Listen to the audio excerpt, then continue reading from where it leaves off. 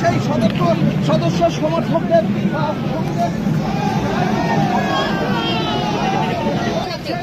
সরাসরি সেই চিত্র আমরা দেখতে পাচ্ছি। কেন্দ্রীয় স্বরাষ্ট্রমন্ত্রী অমিত শাহ এই গাড়িতে রয়েছেন, ভিতরে রয়েছেন সুকান্ত মজুমদার সহ রাজ্য বিজেপি সভাপতি গৃহমন্ত্রী অমিত শাহ কলকাতা